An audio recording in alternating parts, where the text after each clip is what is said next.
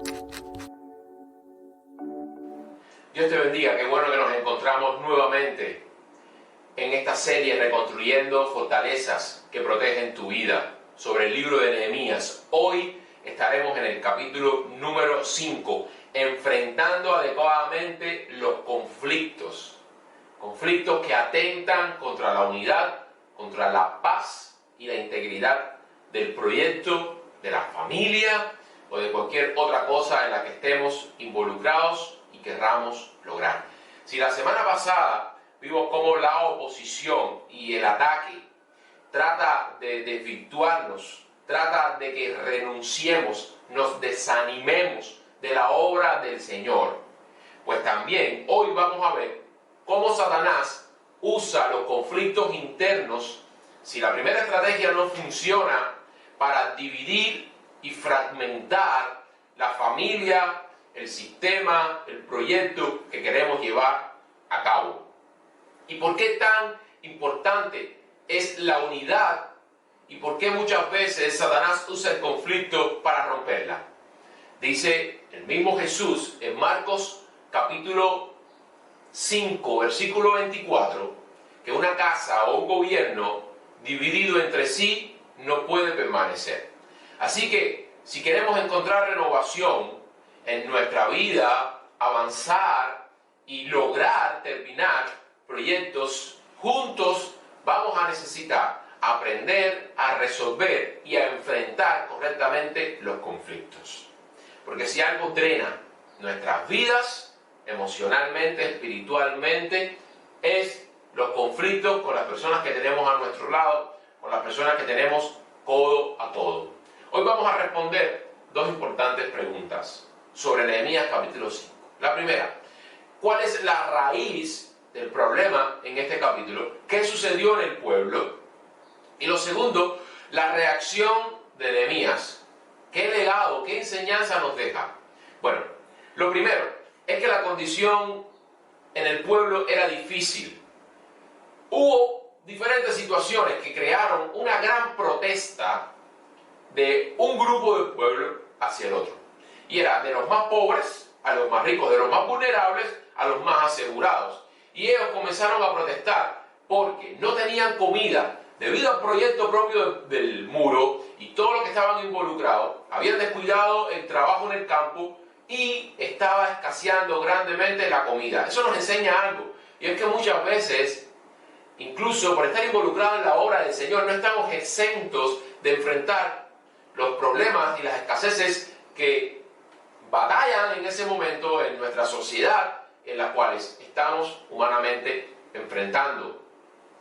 Otros habían hipotecado, empeñado sus casas y ya habían hecho una doble incluso hipoteca. Otros estaban quejando porque los altos e injustos impuestos sobre ellos no le daba dinero para nada más. Incluso algunos habían hasta vendido ya su propia familia, sus propios hijos como esclavos, tratando de mantenerse con vida a ellos y a sus hijos y tratando de sobrevivir. Y esta situación trajo grandes conflictos y trajo grandes divisiones en el pueblo. Y cada vez que hay un conflicto y una división, hay una raíz detrás. Y aunque esto fue el problema catalizador de esta crisis, no fue la raíz del problema. ¿Cuál fue la raíz del problema? La raíz del problema fue el egoísmo. ¿Qué cosa es egoísmo? Cuando hay dos partes con intereses opuestos y ninguna de ellas quiere ceder o moverse en esos intereses. En este caso, el pueblo no le quedaba otro remedio. Y por otra parte, tenemos a los ricos que no querían dejar de ser ricos, o al menos dejar de lucrar con la oportunidad. Pero lo interesante de todo es que esos ricos no eran extraños. Esos ricos eran parte del pueblo, eran el linaje, eran de la misma fe que ellos. Entonces, la pregunta que tenemos que hacernos ahora, si estás en una situación similar, de injusticia muchas veces, de falta de unidad, de falta de amor, de que no hay demostración de la familia, ¿qué hacemos? ¿Cómo reaccionamos si estamos en presencia de esto? Es lo que vamos a aprender hoy y es lo que nos va a enseñar hoy Nehemías capítulo 5. Y lo primero que vamos a aprender cuando Nehemías se le presentó esta situación es que en todo tiempo él desarrolló la capacidad y el hábito de ser empático, de empatizar con las personas, en este caso con los más vulnerables. Vamos a la palabra de Dios, al versículo 6 del capítulo 5, y la enseñanza nos dice: y me enojé en gran manera una vez que escuché las palabras y el clamor del pueblo. ¿Qué está haciendo Nehemías? Está poniéndose en los zapatos de los más vulnerables. Eso significa empatía. ¿Y cómo desarrollamos la empatía? El mismo versículo lo está contestando. Cuando somos capaces de escuchar más que de hablar. La palabra nos dice que una vez que Nehemías escuchó el clamor y las palabras del pueblo, entonces se enojó, y se enojó en gran manera. La empatía comienza cuando dejamos de juzgar y comenzamos a escuchar. Ahora podrás preguntarte, porque hay un aspecto importante en este pasaje. Dios nos permite y autoriza a enojarnos, porque dice que Nehemías se enojó y mucho. Bueno, Dios en la Biblia en muchas ocasiones se enoja. Jesús en su ministerio se enojó también en múltiples ocasiones. Recuerdo cuando entró al templo y vio que los cambistas, cobradores de impuestos y vendedores, habían convertido el templo en una cueva de ladrones. Y Jesús les dice: esta es casa de oración y ustedes lo han hecho un lugar de mentira, de robo y de lucro. Y ahí se enojó muchísimo y a azote de látigo incluso volcó todas las mesas. Efesios capítulo 4 nos dice: airaos, pero no pequéis. Esa salmista también menciona: el celo por tu casa me consume. Así que sí, se nos está permitido airarnos y enojarnos. Y de hecho, ante algunas situaciones, el no hacerlo sería pecado. Cuando no nos enojamos ante la injusticia, cuando no nos enojamos ante las cosas que denigran a Dios, denigran a la familia de Dios, traen división al cuerpo de Cristo, en no enojarnos, en sentir indiferencia sobre eso, pues también a Dios no le agrada. Así que hay algo importante, y es que aquí estamos clasificando entonces dos tipos de ira o de enojo: el correcto o el incorrecto. ¿Cuál es el incorrecto? Cuando nos enojamos, cuando ha sido dañado o atacada nuestra imagen o intereses, cuando es nuestras pasiones, cuando son nuestras ambiciones las que están corriendo riesgo. Pero en este caso, Nehemías no estaba aspirando y su enojo no está basado o proyectado en sus propias necesidades, intereses o imagen, sino en la de los más vulnerables. Nehemías, siendo rico, está operando sobre los intereses de los pobres. Y esto es un aspecto importante, porque si nos airamos cuando somos atacados por nuestros propios intereses o imagen, eso es reaccionar con una ira incorrecta. Pero cuando lo hacemos, no es nuestra imagen, no es nuestros intereses, sino el de los otros, que no pueden defenderse porque su voz no es escuchada, entonces esa es una sana, una correcta ira. Tenemos que preguntarnos siempre: ¿por qué me estoy airando? ¿Cuál es la causa de mi ira? Si es una ambición y un interés personal, o si estoy luchando por la causa de alguien más. Así que sí, estamos llamados a enojarnos, sí, a enojarnos contra el pecado, a enojarnos cuando el cuerpo de Cristo está siendo atacado, cuando hay crisis injustas de algunos oportunistas tratando de lucrar, aprovecharse, ganando ventaja de la situación, cuando hay anarquía, cuando hay división en el cuerpo de Cristo. Eso debe entristecerme, debe incomodarme y también debe de enojarme. Lo segundo que nos enseña Nehemías es que siempre piensa antes de hablar. Aprendemos en el libro de Nehemías, sobre todo en el capítulo 5, cómo Nehemías aprendió el hábito de reflexionar antes de reaccionar. El versículo 7, la primera parte dice: después de escuchar a esta gente, después de oír sus palabras y su clamor, cualquiera de nosotros podría decir: ahora Nehemías se levantó, cogió la espada, tomó medidas y disciplinó. Pero no, dice: lo medité. Wow, pero ¿para qué te airas si supuestamente usamos muchas veces la ira como el motor impulsor? Y eso es un error. Nehemías no usó la ira como la fuerza para enfrentar los problemas. sino usó la ira para encarar el problema, pero un problema que primero tenía que reflexionar y meditar en él. La palabra reflexionar en hebreo es lo consulté conmigo mismo, pero esta no es la primera vez que aparece. En Nehemías, el capítulo 1, versículo 4, cuando Nehemías escucha de las noticias sobre Jerusalén, él no va inmediatamente al rey. 4 meses, recuerda, lo vimos, que pasaron en ayuno, en lloro, en quebranto, en oración, antes de buscar el momento preciso para presentarle al rey la estrategia de ir y restaurar los muros. Cuando llega a Jerusalén, en el capítulo 2, versículos 11 y 12, inmediatamente no compartió el plan que tenía, inmediatamente no comenzó a poner bloques, no. Pasó 3 días en silencio, meditando cuál será la estrategia, enfocando mi visión, renovando también mis fuerzas. Así que cuando aprendemos a manejar el enojo y la ira, entonces sacaremos inmediatamente grandes dividendos de ellos. Nos convertiremos en grandes matrimonios, en grandes padres, en grandes hijos, en grandes cristianos, porque la ira sin control, la ira desenfrenada, siempre traerá gran devastación a su paso. Cuando te gana el mal genio, perdiste toda guerra. Proverbios 29, 22, dice la palabra: el hombre iracundo levanta contiendas y el furioso muchas veces pecas. Así que, ¿dónde radica el secreto de reflexionar antes de reaccionar? Bueno, cuando damos margen, escucha bien, cuando damos espacio entre sentir, entre escuchar y actuar o decir y tomar una decisión, entonces estamos en primer lugar filtrando nuestras emociones. Estamos dejando que las emociones se asienten. Estamos dejando que los pensamientos se alineen. Simplemente estamos dando margen a sentir lo correcto. En segundo lugar, estamos dando margen a pensar y a entender lo que es correcto.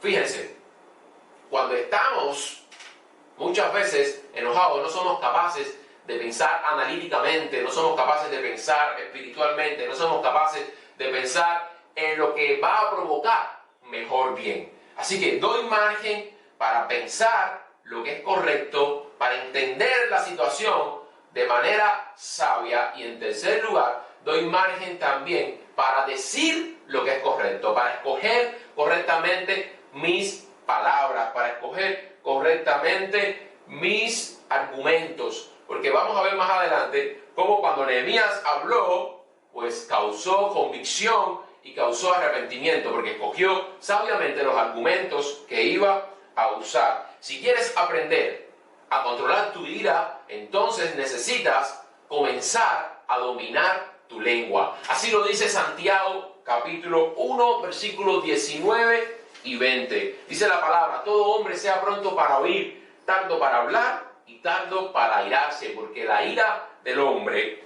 no obra en la justicia de Dios. Es decir, la ira personal, la ira que es causada cuando es dañado nuestra imagen o nuestro interés, no obra en la justicia de Dios. Lo tercero que aprendemos de Nehemías en esta situación es que confronta el problema. Aprendemos que Nehemías le dio importancia a esta crisis, le dio importancia y atención al problema, lo confrontó. ¿Y a quién le gusta aplicar este punto? Bueno, en primer lugar, a quien menos le gusta es a los hombres. A veces los hombres queremos tapar todo con un beso, queremos tapar y arreglar todo cuando vamos de noche a la cama con nuestras esposas, pero realmente no funciona así. Nos gusta ser los buenos de la película, nos gusta siempre ser los que tenemos una cara sonriente y tenemos algo bueno que decir, no nos gusta muchas veces confrontar, no nos gusta llamar la atención, pedir cuentas, pero sabemos que la vida también radica en esto, porque cuando nos enfrentamos a tiempo a un problema, no mejora, empeora. La palabra de Dios nos dice que si queremos tener relaciones sanas, tenemos que también sentarnos y compartir la verdad y sincerarnos y decirnos las cosas que tenemos que decirnos en amor, la verdad en amor. Tenemos que aprender a tener valor para confrontar, sentarnos y decir: lo que ustedes están haciendo ahora está mal. Fíjense cómo dice el versículo 7, la segunda parte: y reprendí a los nobles y a los oficiales y les dije: ustedes exigen interés cada uno a vuestros hermanos. Y convoqué una gran asamblea en contra de ellos. Y esto es importante que lo tengamos en cuenta, porque cuando las cosas no se arreglan, se van a desarreglar aún más. No sé si han notado cómo en una iglesia muchas veces 2 o 3 miembros, familias con influencia, con poder, toman control de la situación, causan gran daño por su falta de testimonio, por su falta de madurez muchas veces a la hora de dirigirse a otros, es causa de división, se van. ¿Y esto por qué? Porque el pastor no tiene el suficiente carácter de sentarse con la persona y decir: le estás haciendo daño a las ovejas, le estás haciendo daño a la iglesia con tu actitud, con tu manera de reaccionar y de dirigirte a otros y de tomar decisiones. O cuando en una familia el hijo rebelde hace y deshace y crea un caos en toda la familia, porque los padres no tienen el carácter para sentarse con sus hijos y detener su desenfrenada actitud ante la vida, ante la familia y sus decisiones. Por lo tanto, sin perder la ternura y el amor, confronta la situación. Y no tenemos mucho tiempo, pero el pasaje incluso nos dice algunos elementos que tuvo en cuenta Nehemías, y solo los voy a mencionar. Nehemías confrontó personalmente, no ventiló el motivo de oración con un tercero. Hermano, ora por esta situación y conflicto que tengo con mi hermano, porque la Biblia dice que eso es chisme. La palabra dice, el modelo bíblico: ve y presenta tu ofrenda, y si tienes algo contra tu hermano, regresa, ponte de acuerdo con él y continúa ofrendando y presentándote a Dios. Nehemías también nos dice que lo hizo con testigos, porque si no te escuchan y esto sigue afectando a muchos, ve con testigos, porque en la multitud de consejeros está la sabiduría. Y presentó una asamblea con el pueblo como testigo ante estos hombres que estaban lucrando y aprovechándose de su propio pueblo. Fue persuasivo incluso, no ofendió. El versículo 8 nos dice que una vez que terminó el argumento contra ellos, bajaron su cabeza. No lo dice el pasaje, pero se infiere cuando el pasaje sí dice que no tuvieron nada, absolutamente nada que decir. Otro elemento importante que aprendemos es que Nehemías fue bíblico. Nehemías está evocando el pasaje de Éxodo capítulo 22, cuando Moisés, por medio de Dios, le dice al pueblo: oye, entre el pueblo no debe existir esclavos. Unos no deben de tomar esclavos a otros. Por lo tanto, Nehemías está dejando claro lo que ustedes están haciendo. Versículo 9, delante de Dios está mal. Y lo quinto es que Nehemías va, no con la mente en blanco, va con un plan para presentar. Él no dice: ¿qué vamos a hacer ahora? No, Nehemías dice: ahora ustedes van a entregar lo que deben o lo que han tomado. Ahora ustedes, el interés que estaban pidiendo, se lo van a devolver y van a volver nuevamente a poner en libertad a los esclavos, porque esto es lo que debemos hacer como familia y como pueblo de Dios. Así que hasta el momento, Nehemías nos está enseñando ante una crisis a ser sensible, empático, a escuchar más de lo que hablamos, antes de reaccionar, reflexionar, también a confrontar el problema, porque no mejora solo. Y en cuarto lugar, sé ejemplo y sé de testimonio a otros. Nehemías fue ejemplo y de testimonio en lo que era, con lo que tenía y con lo que hacía. Vamos a aprender en la palabra de Dios que Nehemías fue ejemplo desde lo que era en integridad y en humildad. Vemos que en el versículo 14 y 15, Nehemías nunca tomó el pan del gobernador, que eso era un paquete de beneficios que tenía el gobernador, pero que como estaba basado en los esfuerzos y bienes del pueblo, y el pueblo estaba en gran hambruna y gran pesar, pues Nehemías simplemente no lo usó pudiendo usarlo. Aún dice, otros gobernadores, recuerden, anteriormente lo hicieron, mas yo no, porque yo temí al Señor. Aquí vemos humildad y aquí vemos también integridad. Sé ejemplo con lo que tienes, el uso de lo que tú tienes, de tus posesiones y tesoros. La palabra dice en el versículo 10 y también 17 que el mismo Nehemías prestó grano, prestó comida, prestó dinero a los del pueblo que no tenían. Y en el versículo 17 hacía grandes banquetes todos los días para 150 personas, aún para extranjeros y personas que venían de visita. Y nunca, a pesar de todo eso, tomó del pan del gobernador que venía de la economía del propio pueblo. Y sé ejemplo también con lo que haces en un servicio genuino al Señor. Sirve como si estuvieras sirviendo a Dios. Dice la palabra que Nehemías en ningún momento se aprovechó de la plataforma, de la posición que tenía para beneficio personal. La palabra nos dice en el versículo 16 que él también tomó una porción del muro en la que reconstruyó, que él no compró para sí posesión, porque recuerden que uno de los problemas era que el pueblo tuvo que vender sus posesiones porque no tenía dinero para comer, y los que tenían dinero aprovecharon y compraron en bajo precio por la situación que ellos tenían. Dice Nehemías: ni yo, ni mis obreros, ni mis siervos aprovechamos de esta situación. Pero versículos antes dice que el gobernador y los siervos que tenía anteriormente sí lo habían hecho, pero él no lo hizo. ¿Por qué? Así lo dice Cristo: el mayor de ustedes debe estar entre ustedes como el menor, y el líder como el que sirve. Y esto es lo que está haciendo Nehemías. No está haciendo un servicio oportunista, sino un servicio sacrificial. Concluyo. Este aspecto en nuestras vidas es sumamente difícil.